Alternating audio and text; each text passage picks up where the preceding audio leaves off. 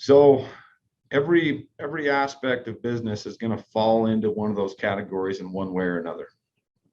So for me, in the beginning of my business, I had actually gone to talk to somebody that I knew that had reached a higher level of success that I was at that point, and was asking for some business advice and some direction. And I was, looking for a little bit of um, acknowledgement that I had what it took to start my own business. Welcome to the Gentleman Success, Happiness, and Fulfillment Talk podcast, where we bring to you the most successful, happy, fulfilled gentlemen from around the world who have been able to conquer themselves, their life, their marriage, and their businesses. You will be learning from four-dimensional gentlemen who have cracked the code to the science of having it all. The question is, how can married entrepreneurs with kids become gentlemen, achieve true freedom, and build a successful, happy, and fulfilled life, marriage, and business? This show will give you the answer for that. My name is Alex Ramirez, and I'm your host, and you're welcome to the Gentleman Success, Happiness, Fulfillment Talk podcast. Got it. All right, so I'm very excited today to have for another episode of the Gentleman Success, Happiness, and Fulfillment Talk with Alex Ramirez. As you can see, I have a very incredible gentleman today, which I'm very excited to talk about with and about, right? I'm very excited to dive deep into his story, into everything that he does, and to be able to find out how he has managed to go from being a mechanic to the CEO of a multi-million-dollar company. I'm very excited about that. But before I actually introduce him, really quick, I just want to give a big shout out to all the people who have been listening to us and leaving reviews and comments on the major podcasting platforms, Apple, Spotify, Google, and to those who have been watching on YouTube as well. Thank you very much. Don't forget to leave us a comment, leave us a review. And if you like this episode, if you get a lot of value from it, share with one person. And this is how we grow. This is how we share our message. This is how we motivate and inspire and bless other people. And I know that 99% of you probably won't do it, but the 1% of you who do are the ones who make all the difference. So to you, I say thank you. And I have Jefferson Rogers. This guy changed my life. And right now, he has changed millions of lives, but he doesn't know it yet, right? So I'm gonna tell you all about it. But first of all, Jefferson Rogers, he's a husband, father, entrepreneur, business owner, CEO of JKR Windows, a multi-million-dollar company. He's the coach, success mentor, host of the Jefferson Rogers All In podcast, and yeah, I have him here. I'm very excited to talk more about him and with him. Yeah. So, man, welcome. Very excited to have you and very thankful. Thank you, Alex. Appreciate you having me on, man. I'm excited for this one. And it's impressive what you've done in such a short period of time. It wasn't that long ago that this was just an idea for you, and you saw an opportunity, you made a commitment, and you took action. And here we are, man. Not that long. It hadn't been that long, and you're off and rolling. I'm excited to tell the audience about that, and I'm actually urged to share my screen and show them the messages and the letter that I sent you. But I'm not gonna do that. I'm just gonna talk about it. And Jefferson, the first thing that I do with my guests, man, is I put them on the line. I make them a little bit uncomfortable and tell them to tell us a little bit about themselves and to describe their entrepreneurial journey in 60 seconds or less. Yes. So Jefferson Rogers, born and raised Southern Utah, a little town called St. George. And I grew up with separated parents from the time I was 10 years old. So I was bouncing back and forth between parents. My mom, single mom, trying to provide for four boys. And my dad's a firefighter, and he lived, most of the time lived out of town away from us. So as much as he wanted to spend time with us, he lived far away, and we didn't get to spend a whole lot of time. But that time that we did spend with him carved me and molded me into the man that I am today, because of the intention that he had for his boys and the things that we did when we were together. We worked our asses off.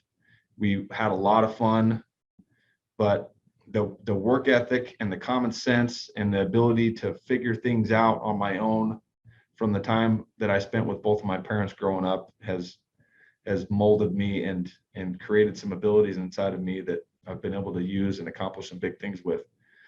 And yeah, I started my business 3.5 years ago after working for another company that had a similar business model. I saw an opportunity and some things that I could definitely improve on from the other business model, and went all in on my business and myself and my personal development and development as a leader and a mentor and a coach. And I've grown my company from just me 3.5 years ago to now we have over 75 people, over 30 salespeople, and produced $10 million in revenue in 2020 during the COVID BS. And this year we are projected to hit pretty dang close to $20 million in revenue, with a goal over the next 5 to 7 years to be reaching a level of $200 million and be one of the largest replacement window companies in the world. You nailed it, man. It's a little bit more than 60 seconds, but you nailed it. Oh man, that felt like 60 seconds to me. So, man, there's a lot that we can like dive into and dissect. And I'm urged to go into, to go right into, hey, how did you, like, what did you do to go from, I think you were a mechanic, right? Mechanic, and then Yeah. just starting your company by yourself. And then 3 years later, being here, making multi-million-dollar company. So I'm urged to go into that, but I'm not, right? I'm going to go a little bit back into your childhood and everything. To the point where you were talking about how the small amount of time that you spent with your father was like full of fun and work, and like that built you into the man that you are today, right? So can you like talk a little bit more about what you mean by that? Yeah, absolutely. So my dad, he grew up in a household that was very strict. And a lot of times in relationships with parents, the father is the dominating person in the relationship, and they're the ones that do all the disciplining, where it was a little different for my dad. My dad had actually had a great father, and his mom was the one with the paddle that she would beat the kids with if they acted up, and she was the one that did all the disciplining. So he took the way that he was raised and disciplined and did the best that he could to raise us. So we were all, I was the oldest of 4 boys, and we were an active bunch. We had a lot of energy. We got in a lot of trouble. And my dad's way of discipline was he would grab me by the arm, by the wrist right here. So he had a good hold of me, and then he could kick me in my ass, and my feet would fly up in the air, and then he'd still have hold of me so he could kick me again. So it was, leading with his boot a lot of the times. As much as he loved me, he wanted the best for me. And I knew my dad loved me, and that was his way of showing me the direction and the discipline that I was going to need to try and stay on the right path. So that led into, kind of a rough relationship in my childhood and my teenage years. But I absolutely loved my dad. He was a hero of mine, still is a hero of mine. And he's done some incredible things with his life. And from the age of 9 or 10 years old, he was working 2 to 3 jobs to be able to provide a quality of life for us that wasn't just average and ordinary, where we could have nice things, we could have motorcycles, we could go on trips. And for him to do that, he was a firefighter in Las Vegas. And then he had gotten his contractor's license and started building houses on his days off. So the guy literally was working every single day, and most of the time, every single day, including Sundays. So I got to see that growing up, about just how hard he worked and how disciplined he was, and getting up early every day and showing up to the job site and talking about the quality of work that you have to do for people. So you have a credibility, and you make a good impression, and you make a name for yourself. So from an early age, just from the example that my dad was, I learned about the attention to detail and the quality that people want to see in the work that you provide for them, and the work ethic and the hours and his approach was, the harder I work, the more success I'm going to have. And he reached a level of success that was more than most of the people in our entire lineage and entire history of our family. And the things that I picked up during that time have been so valuable to me, because I've been able to take them and apply them in a different area than he did. But I have things in the entrepreneurial journey that I've been on and the sales journey that I've been on that are just a lot different than the experience that most people have coming into this. So it's helped me to be able to start and grow my business and stay focused on the improvement and the growth, and asking for help along the ways, because I'm so focused on the goal, the end game, creating an opportunity for other people to come in and be able to reach their goals that all fit inside of this vision that I have for my company and where we're going. Cool. That was amazing, man. That was a really great story. Mm.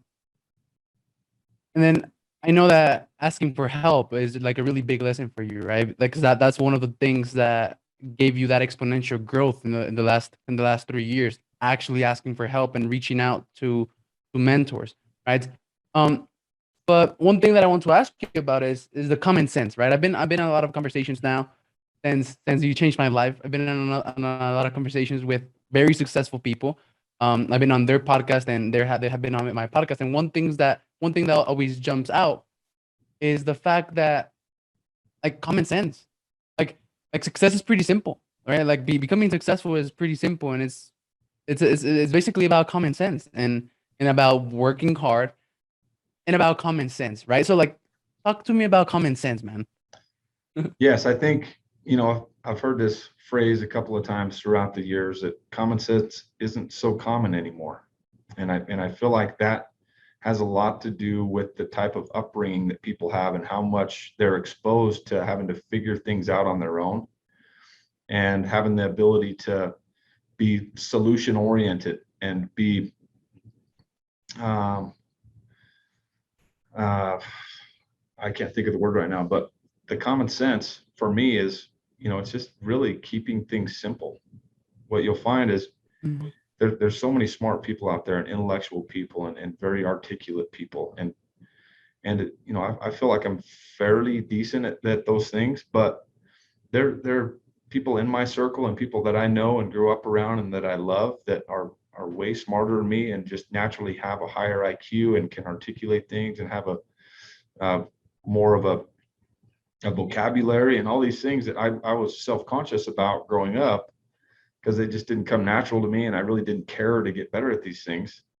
But what separated me from all of those smart, intellectual, articulate people was my ability to just simplify things, find something that I want, and just go all in. And the common sense part of that is, what good is it going to do me to sit here and overanalyze and think about all of the what ifs and all of the scenarios that could happen, when I could just get to work and figure all that shit out as I go? Simplify, take a decision, and go all in. Man, um, I feel like your personality is very, because on our last conversation we talked about how, like, you are like that kind of really aggressive type personality, of like addictive personality, and going all in, and energetic, right, and stuff. And I feel like we're, kind of alike, kind of alike, but right now that you're older and much more mature and everything, like the level of groundedness, like you're so grounded, right, that it's like powerful. Like you can feel the power even through Zoom, right? So, Thank you. and I'm just thinking like, I'm gonna get like that, right? Because I don't know if you were like really energetic and really enthusiastic and just wanted to work all the time and went all in on everything while you were younger, right? Which is how I am like right now.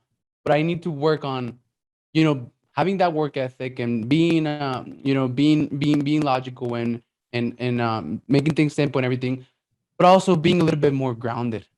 Yeah. So were you like very energetic and all over the place and stuff before? You know what, man? I think I always knew that I had a lot of capability and potential.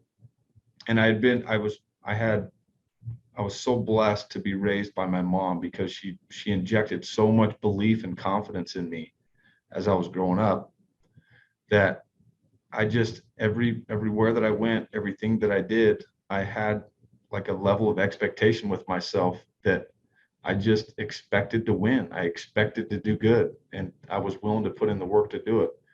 And when I was younger, before I had really gained any experience, it was much smaller things. I didn't have, exposure to bigger thinking and high levels of success. So I had drifted a little bit. I got involved with the wrong group of kids, and I was and still am an addict, a very addictive personality. And so it translated into, I was the leader of all the party crews. Everybody knew Jeffro as being the kind of the funny guy, and the guy that could drink as much as anybody and wanted to smoke weed all the time. I went all in on that aspect for a lot of years, and it was never really that I had goals or was focused on working or anything like that. I always just had a presence everywhere that I went, because of my confidence in whatever I was doing, to just be all in. And back then it was a bunch of destructive stuff. But if you talk to the people that knew me, even when I was the guy on the couch, I still had people that looked up to me and respected me and wanted to hang out with me, even when I was the guy on the couch. I just always had something about my personality and my confidence that attracted people like that. And then over the years, I just started to want to make a change, to start doing something positive with it, and to be able to be a good influence instead of a bad influence, and to see if that same kind of presence that I had with all of those people that weren't necessarily the most successful group of people to be around, if I could still have that kind of influence and energy with a group of people operating at a higher level. So when did everything change? So, you know what? It slowly started to change after I made a big change of scenery for myself back in 2008. 2008. I was 24 years old. I had just broke my leg really bad in a motorcycle accident, and I was the guy on the couch again. I'd been off and on the guy on the couch, living off of somebody else. They're paying rent for me. They're buying food for me since I graduated high school until I was 24 years old. And realistically, when I was 24, I still went to live with my aunt and uncle. So I just had a bed. I wasn't the guy on the couch. I was sleeping on one of their beds. But I started to want to do something with my life, and I knew that I didn't know what it was going to take, and I didn't quite have the discipline. I didn't know that all the steps that I needed to take to change my habits. So I thought, if I'm going to start doing this, I got to do something different than what I'm doing now. And my answer was to pick up my life and move it 450 miles away from southern Utah down to the Phoenix, Arizona area. And I went and started school down there at Motorcycle Mechanics Institute. And that's when there was a big change of trajectory for me, where I was in all these patterns since I was a youngster, partying, hanging around all the same friends, doing all the same things. Big change of trajectory, moved to Arizona, started going to school and being around some people that were successful and that cared about me and loved me and were trying to point me in the right direction. So I started thinking about what I wanted to do with my life and what that looked like if I wanted to meet somebody and start building a relationship. And within about, about 6 months of moving down there and starting to put some goals together and visualize what my life could look like, I ended up meeting my wife. Then there's another big change of trajectory. Now I'm trying to impress this beautiful, incredible woman. And I knew from the moment that I saw her that I wanted her to commit to me, and I wanted to commit to her. And I didn't admit it right away, but it was, in a very short period of time, I wanted her to be my wife, and I wanted to have kids with her.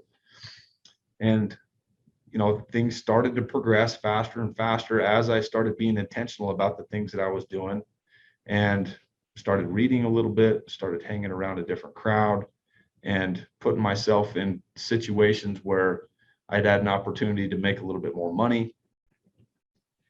But right before I got into sales, I was going to school to be a motorcycle mechanic. I ended up getting married, and the original idea I had to go be a supercross and a motocross mechanic wasn't quite working out with what my wife's vision for our relationship was. So I ended up working at a diesel mechanic shop. I was making $70,000 a year. I'm working 70 or 80 hours a week, and decent money for what I had made in the past.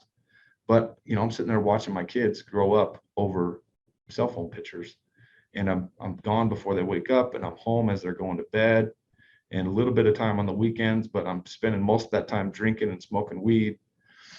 And then the big change, Alex, was when I first got exposed to Grant Cardone and his story and his message and his challenges with addiction and overcoming that and reaching a high level of success.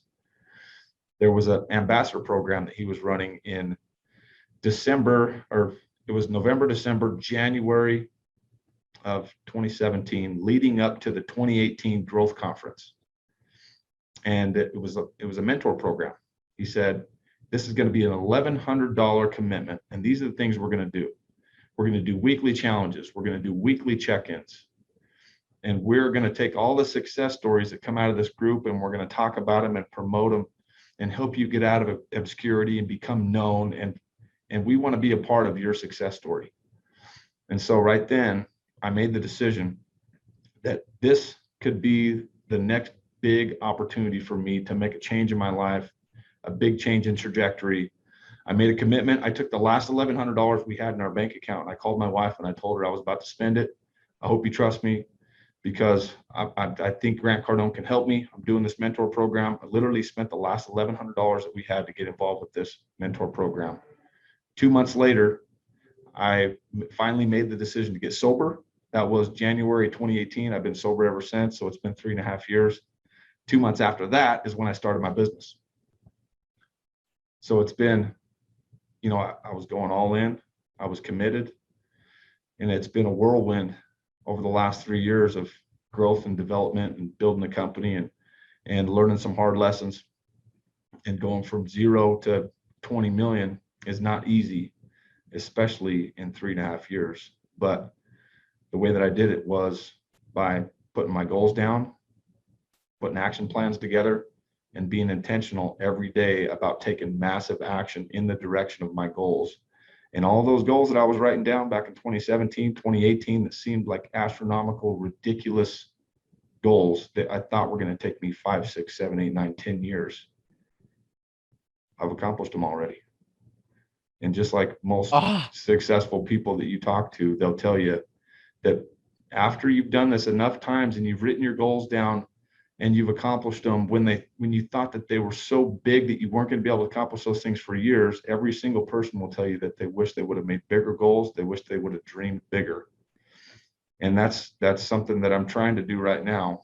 Is as much anxiety as it gives me to think about the work involved and the next level of activity and commitment, I'm making some big goals right now, man. So 200 million for the company, and all kinds of personal development and advancement as a leader and a mentor and a coach that goes with that. And that version of me, when I get to $200 million company, is a completely different version than I am right now. And it's kind of exciting, but kind of scary at the same time. 100%, man. The gentleman that you are has to die and become a higher level gentleman in order for you to get to $200 million, right, with your company. Man, that was an amazing story, man. I get really excited. I get really excited for you, and I get really excited for me, and I get really excited for the audience. So, like, you found your wife. You definitely know how to sell, right? Because, well, you found your wife and you sold yourself on her, and then you had your kids and everything. Man, my daughter is 2 years old, and like watching your kids grow and you not being able to be there for them And then Yeah. while you had the chance to be there for them on the weekends, like you still didn't have your shit completely together, and you were drinking and stuff. So you were not present, right? You were sedating yourself. Yeah. And then coming across Grant Cardone, right? I bet like you feel like he changed your life, and well, he definitely did, right? And then now getting your stuff together. So how old are your kids right now? So I have three kids. My son is 15. He'll be 16 next month. And when I first met my wife, he was actually 3 years old. So I've been raising him ever since he was three, and now he's 15. And then me and my wife had two little girls together. And my daughter turns 10. My oldest daughter turns 10 in 9 days, and my younger daughter is 7. Cool.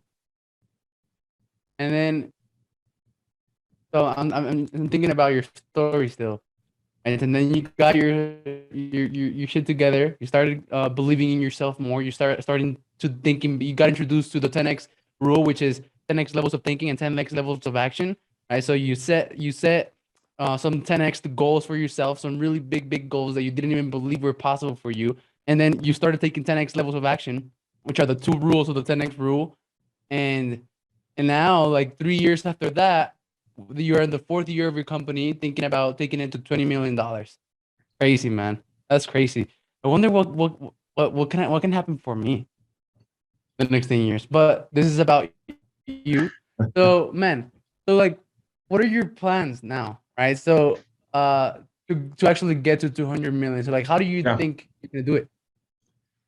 So I think, I mean, for the most part, one of the challenges of making a 10x goal is that there are things that are going to happen between here and 200 million that you just have no idea what they're going to look like. I mean, I'm looking forward to it because if I knew what it was going to take to get to 200 million, I'd already be doing it. And if I knew what it was going to take to get to 20 million, I would have done it the first year. But I had to go through those goose eggs. I had to learn some hard lessons, and there was no way that I could have done it, even if I knew how to do it, because I hadn't developed myself as a leader and a coach and somebody that would actually be able to attract the level of people that I have now. So as part of the process, for you to be able to grow a business, an organization, a following, it's going to take some evolution of you as a person, a husband, father, mentor, coach, leader. So, I mean, realistically, some of the things that I know it's going to take to get to 200 million is a continued pursuit of all of the things that have helped us get to this point with the core values that we have: consistency, dependability, commitment to excellence, setting high expectations for our people, and continue to develop that so we have always a very high performing team, and we're attracting other high performing people as well. And then, I don't ever see myself stopping doing the consulting and the coaching and mentoring from outside sources for myself, which also helps me become a better coach, mentor, and consultant. Awesome, man. I love it. Consistency, dependability, and commitment to excellence. So consistent on everything you do. People are able to depend on you, which is one of the most important things when you're for clients, right? Being able to depend on whoever you hired, whoever is working with you, and committed to excellence. Yeah, 100. I love that, man. And what I wanted to say is I have something that I call, well, they're not my skills, right? Like this is just the name that I've given to them. The gentleman's success skills, which are sales and marketing, leadership and recruiting. Those are the three skills that you need that I believe, right, so far. The three skills that you need to grow any company. So can you talk to me about like what are you doing on sales and marketing, leadership and recruiting? Yeah, absolutely. And if you agree, I do agree with you, man. So every aspect of business is going to fall into one of those categories in one way or another. So for me, in the beginning of my business, I had actually gone to talk to somebody that I knew that had reached a higher level of success that I was at that point, and was asking for some business advice and some direction. And I was, looking for a little bit of acknowledgement that I had what it took to start my own business. And so I went to talk to these couple of guys that I knew. They ran a multi-million-dollar business, and they also offer funding, and they do credit repair. And there was all these things that I was searching for and looking for the answers, and wondering if I should listen to the people that were telling me that I needed to have capital to be able to start a business, and I needed to raise funds first, or I needed to wait longer and just save more money. But I asked this guy if he could loan me some money, and how much he could loan me for me to start my business. And he said, listen, man, I can loan you money. You have decent credit, don't you? I mean, I could probably give you 100 grand, 150 grand. How much do you need? And I didn't know. I was scared to death to start my own business, because I didn't know if I was going to be able to go out there and deliver, and how much capital was going to take to get the process started. But he looked at me right in the face and he said, listen, you already know how to do this business, right? You know how to sell. You don't need to borrow any money. All you've got to do is take what you know, take what you've learned, and go out there and put in the work. So it still took me a couple of months, but that's exactly what I did, man. So when you talk about being able to start a company and the sales and marketing aspect of it, the reason why most companies fail is because they don't get their products out to market fast enough and for prices high enough. And so what I did is I put together a game plan, I put together my pricing sheet, and then I put together an activity game plan, and I went out and I had my very best month in personal production, the very first month in my business, and broke a personal record and put a bunch of money in the bank account and set myself up to be able to keep pushing forward and get all the materials and pay all the payroll and everything that I needed to do. And that's what most people lack, is the discipline and the work ethic to just take what they know, take an idea, and go take massive action and go sell. And then those other two, leadership and recruiting, without those two, you can't grow a business. And there's something like 31 or 32 million small businesses in the United States. And there's over 95% of those that are solo entrepreneurs, just one person, over 95%. And the reason is because they're missing those other two components, the leadership and the ability to recruit. And what I attribute the leadership to is being intentional about putting yourself in front of people and getting the experience, having difficult conversations. And sometimes you got to muddle through it, like I did, where you're bringing people in and you're expecting people to live up to your expectations and operate at the level that you operate at, and you blow them out of the water. I don't know how many freaking people I blew out of the water because I had such high expectations. But slowly and over time, with practice and intentionality, because I do love people, I just didn't have the skills yet to be able to get the most out of people where they were at and where I was at. So over time, I developed that. I paid attention to how people were responding to me and the amount of productivity that I was able to get out of them with this approach compared to this approach. And you can't be too hard, but you can't be too soft. And the more that you have these expectations and you're leading by example and embodying all of these things that you're expecting of your people, the easier it is to talk about those things and expect them. And then the recruiting aspect has a lot to do with having something that people can be a part of and be proud of and get excited about to show up to every day. And I attribute a lot of that to having a strong and very detailed vision of what your company does, how you separate yourself from the other companies, how you're going to make a difference in people's lives, where you're going, what you're doing, why you do it, how you're going to deliver for the company, or for the company, for your customers, and how they can fit into that also. So without those three things, you're going to be a solopreneur. You are going to be one of those guys 30 years from now still talking about how you're the best in the industry. Nobody can do it better than you. I can't imagine passing off these responsibilities to anybody else. And you know what I'm talking about, because I'm sure you've heard it before. And those people that they sit there and justify every single day to themselves about why they're still riding solo and not able to increase their abilities and their chances of making a higher income because they don't have what it takes to keep taking it to the next level and learning those new skills to deal with people and go out and sell at a high level and have a vision where other people, you have a vision so big and a goal so big that you're creating your own mini economy. And it's something that people can see themselves fitting into. Your goal is so big that somebody else's goal can fit inside of it. Cool. Let's see. That was awesome, man. That was awesome.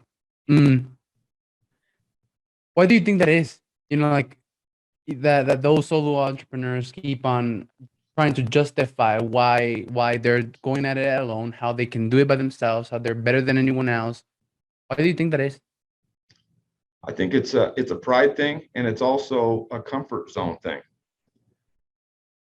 People are comfortable working right there with themselves. A lot of them, I mean, we have such a drug and alcohol problem in the United States that a lot of them, that they don't have a high level of integrity. They don't have good habits, and they can't get past some of those things that are holding them back that they also justify every single day.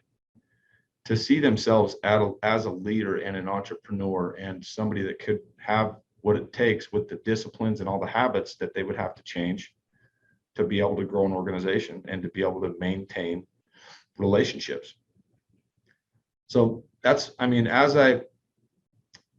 you become more aware and you start to be able to see things in people and wonder why these people with what seem like so much talent and ability can never get around to accomplishing much, you start to look for the signs and the commonalities in these people. Like I just want great things for people. Like everywhere I go, I see greatness in people, and I'm curious, like, what is keeping them from doing something?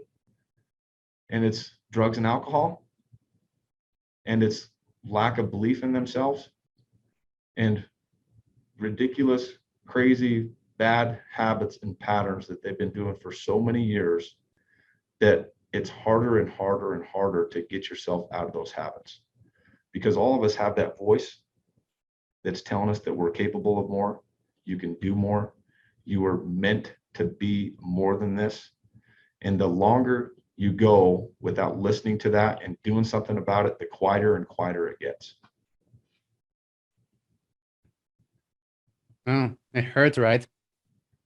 Drugs and alcohol, belief, the habits that reinforce that lack of belief, right? Those are like the three things that keeps people back. Yeah. And like drugs and alcohol. I'm glad. Like, I mean, I had to go through that in order to know that I shouldn't go through that, right? Yeah. And that I should stop. And then beliefs and habits. Like, what is keeping me from being? I mean, no. You know what? No, I'm just in the process, right? So I'm in the process. I'm That's not what like this is for, man. I'm. And I challenge you, every single time you sit down to do a podcast, you're intentional about what you're going to get out of this thing, because this is an opportunity for you to interview people operating at a high level and use it as an interview and almost like a mentee session for you to ask the questions, take the mental notes, take actual notes, go back and watch through these things.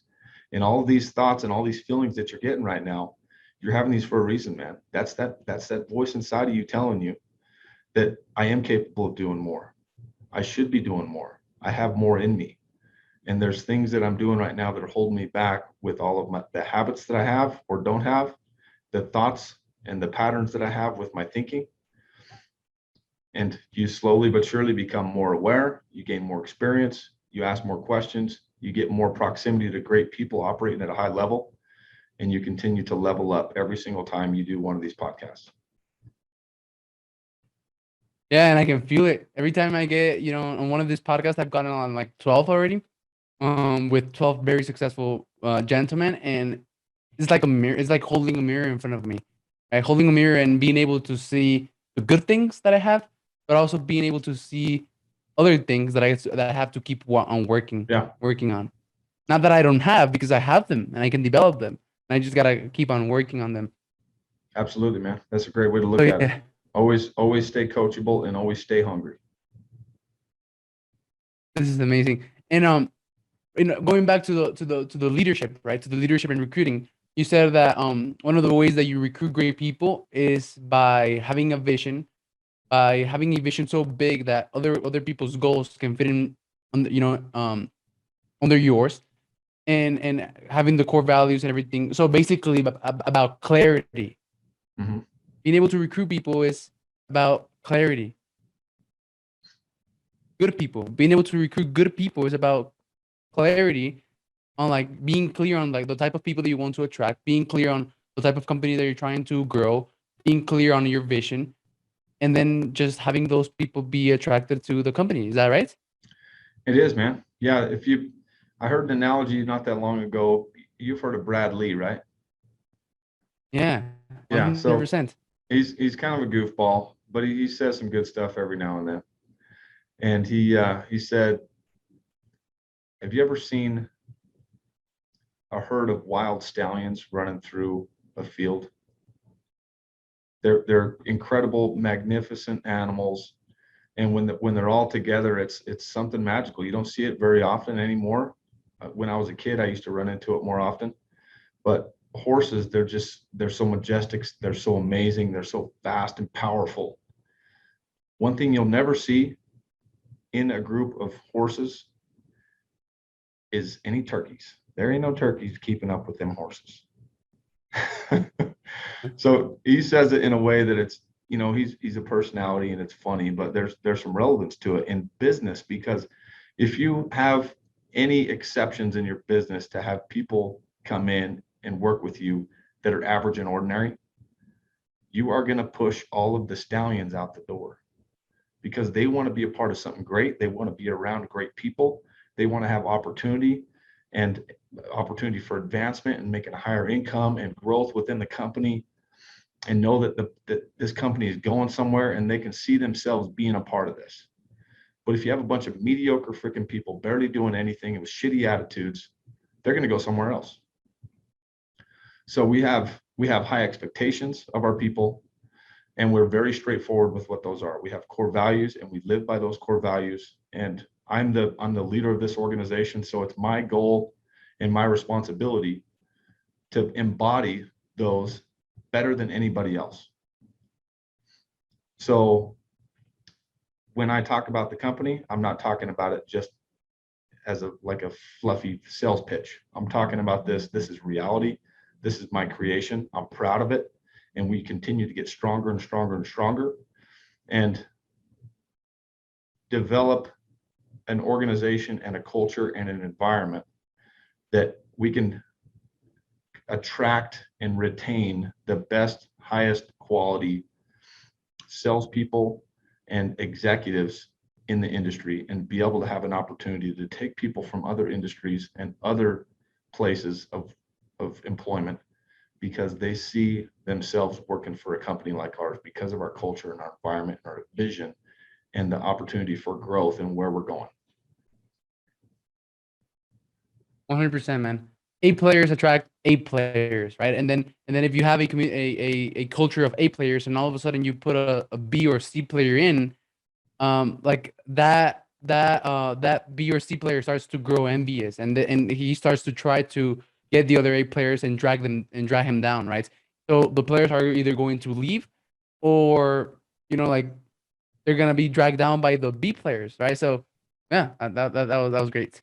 Um, Man, I just want to tell everyone how you changed my life, and how you're changing millions of life by changing my life, because I'm starting a movement, and I'm starting a movement of a world movement of modern gentlemen, and of helping men become gentlemen, helping men be able to grow, not only grow but 10x their business growth, and then 10x their 10x business growth by becoming a gentleman. And like I just want to tell like the really quick story of how you like impacted this, right? So I'm just so grateful. And see, like I told you, so man, I don't know why I added you on Facebook, and I shoot you a message, and I was like, you know, I saw you had a podcast. I've had this idea of wanting to start a podcast, interviewing gentlemen, right? Interviewing men who have been able to conquer their life, their marriage, and their business, so that I can start, you know, getting credibility, expertise, and just authority, right, in my field. And I just had this idea for months and months and months, and not jumped into it. I just didn't want it to. It was my belief. It was my belief that they didn't let me. And like I come across Jefferson Rogers, and I sent him a message. I sent him a friend request because he's a husband, father, and entrepreneur, and I could probably pitch him my services. And then I see like, oh, holy shit, he's like a multi-million dollar company, and he has a podcast and stuff. And I just sent him a casual message. Hey man, how are you doing? And my second message was asking him about, I noticed that you have a podcast. Like, what are the requirements to be able to get on your podcast?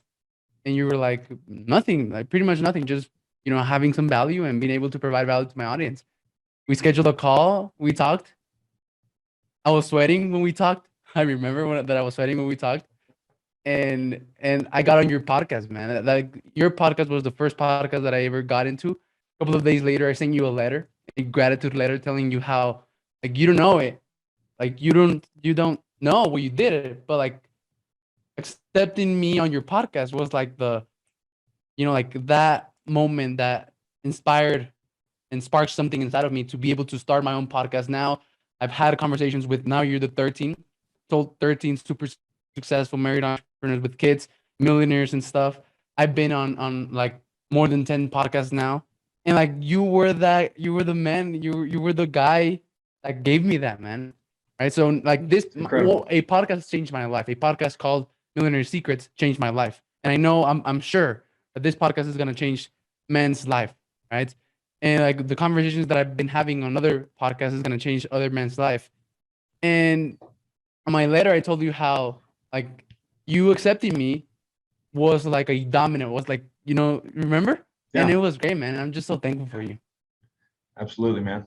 Well, I appreciate you as well. You had pushed me to do my first Zoom podcast, and it was, you know, it's uncomfortable for me for new things, but you know, one of the important things for developing yourself and continuing to push yourself to the next level is having a willingness to do things that are unfamiliar and difficult and uncomfortable. And I remember you saying plain as day, well, what's keeping you from doing a Zoom podcast? And it was just like some limiting beliefs and some hesitations that I had. And you're like, you know what? You're right, dude. I don't know what's keeping me from doing it. Let's go for it.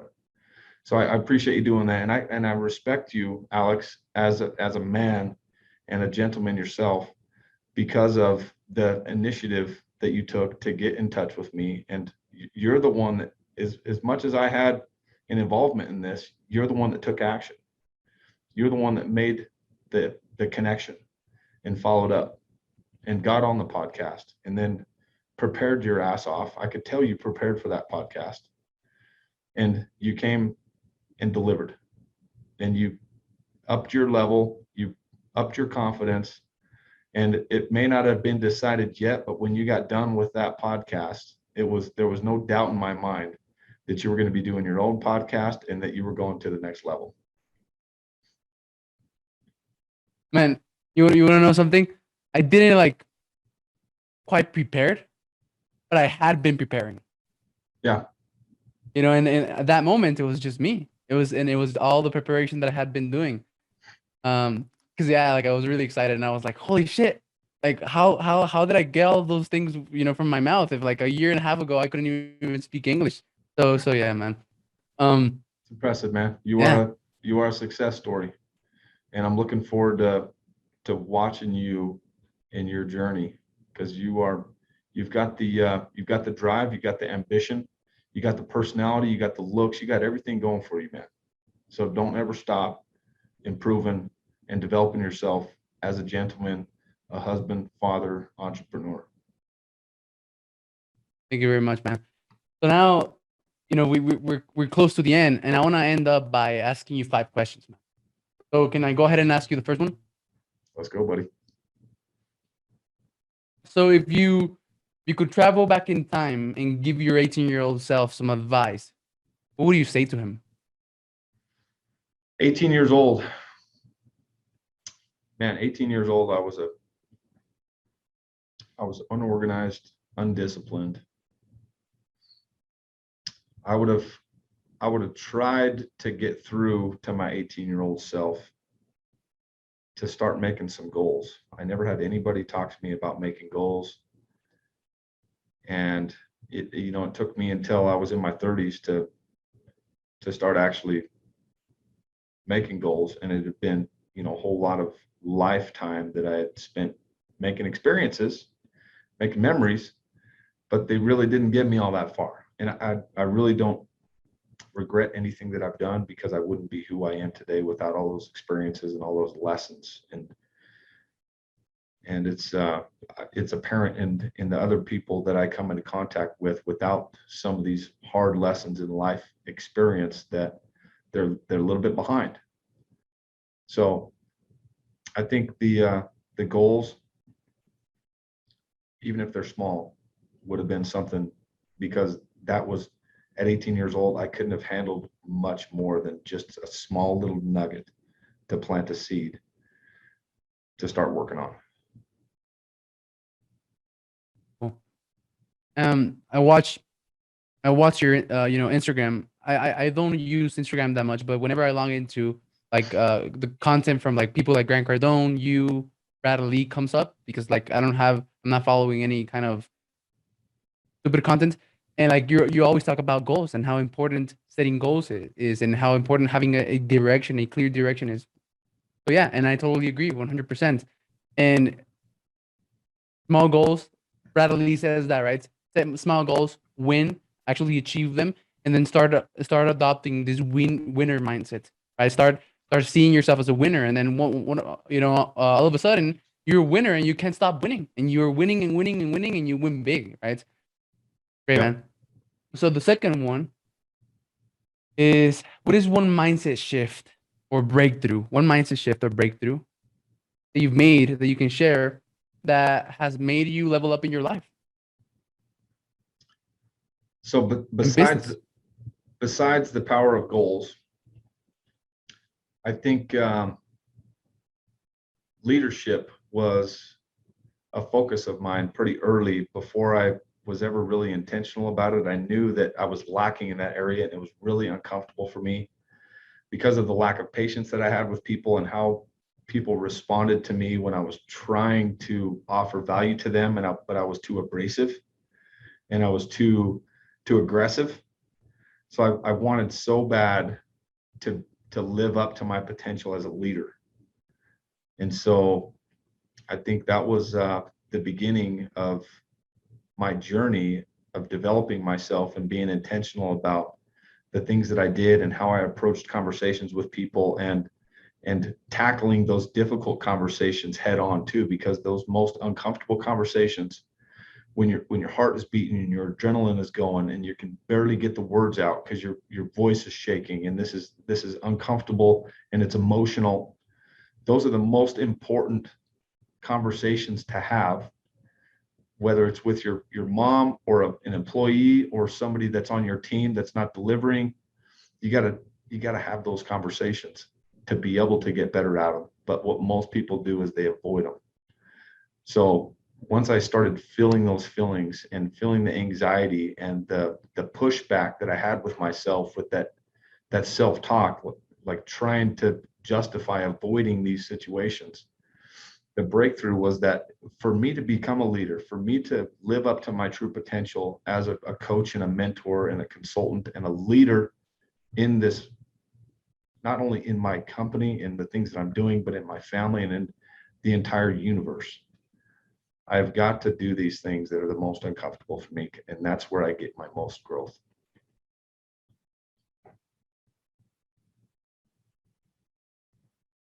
And in terms of leadership, would it be going on those hard conversations, having those hard conversations that you didn't want to have? It is, man. I mean, if I look at all of the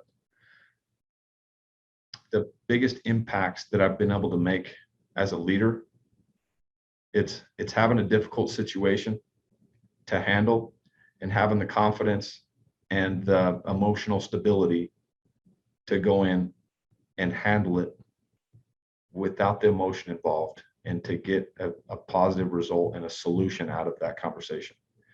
Where without the experience having those conversations, without the intentionality behind getting better at those and tackling those kind of conversations, you're emotional, you're unstable, you're reactive, and you do stupid shit when all of the combination of those things are happening at the same time. And I know from experience. And that's one thing that I feel, on the all the times that I've gone on the conversation with you, man.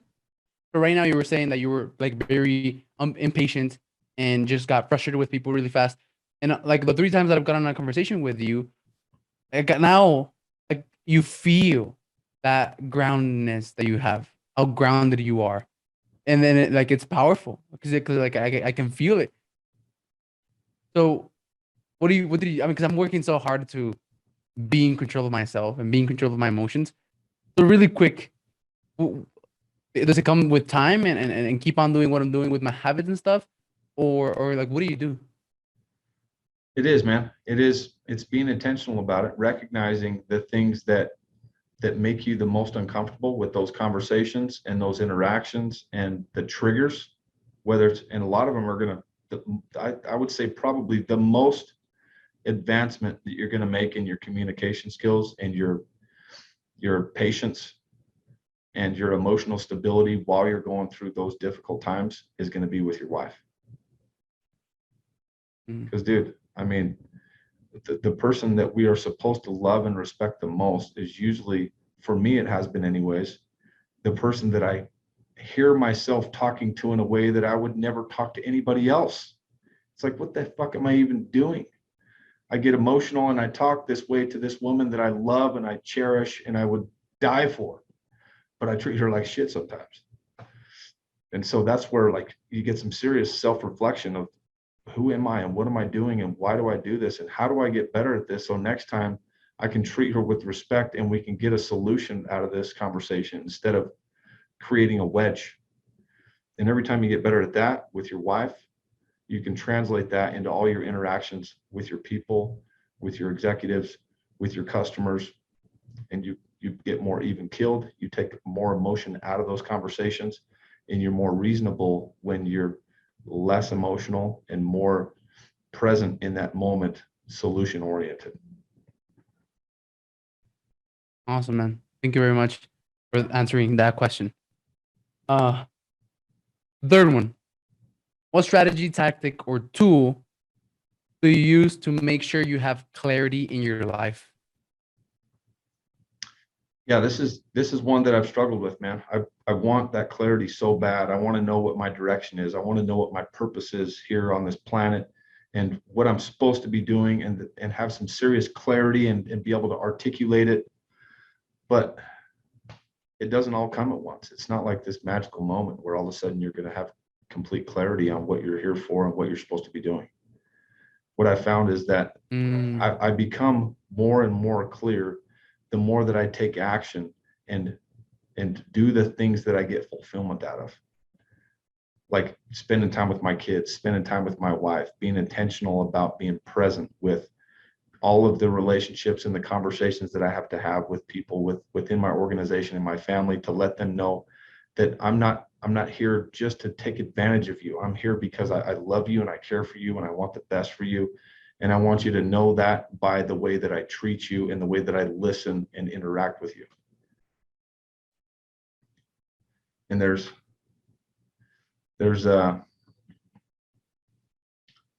something special about the difference in the way somebody responds to you when you're intentional about that, compared to just kind of transactional and you're not present and you're checking your phone while you're talking to them. There's the clarity that comes out of just taking action and doing the things that you know are going to lead you down that path. You gain more and more clarity the further you get down the path. So right now, Cool. the things that pops up on my calendar every day is my life's purpose is to continue to pursue my true potential and to bring out greatness in the people around me. 100%. So that's why when I read my obituary on your podcast and I really articulated my purpose and stuff. That's why you were like, man, how long did it take you to do this? Yeah, that was impressive, man. You rattled that thing That's off one like thing you you did. admire about me. Yeah, your ability to articulate things is incredible. Thank you, man. Yeah, your purpose is expansion. Your purpose is expansion, definitely. To become better and better and help others become better and better as well. 100%. Fourth one, man. What do you think is one of the most important habits for you that's contributed to your success? One habit. I would say there's been so many that have helped me along the way. I think the first simplest one is getting up early. Just as simple as getting up early and creating a habit of starting your day in a positive way by getting up before the sun's come up and winning the morning and framing your day in a positive way. So then it sets you up. If you don't get up early, then what I would find in the beginning was that if I wasn't getting up early, then I felt anxiety and I was in a rush and I didn't get started off in a positive way. And I because I wanted to do great things and I had kind of made a commitment to myself to get up early and make the most of my day. You start out with breaking a promise to yourself by not getting up early. You just put a damper on your whole day. As much activity and as much productivity as you're going to try and get out of that day because of that one little hiccup and that promise that you didn't keep, you smudged your day a little bit. So when I started, one of the first habits that I did with that challenge with Grant Cardone was beat the sun up. Beat the sun up every single day. And since November of 2017, I pretty much beat the sun up every single day.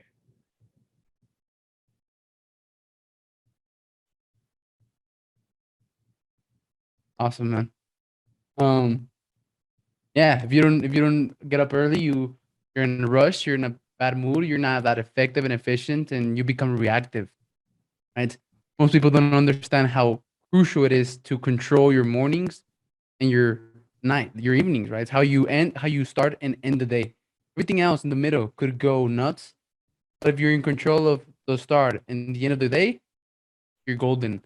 Right. So the last one, man. So you just 30-second thoughts that you have on measuring, tracking, and measuring and KPIs, and not on your business, because I mean, we all know that we gotta have them, right?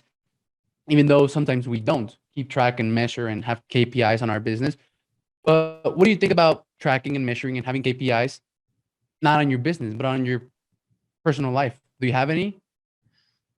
You know what? What I are your thoughts? don't. That's an area that I could definitely use some improvement. For me, I'm an action taker and not a very organized one. So as much as I've been able to accomplish, I may have even been able to accomplish more if I was tracking my progress in things.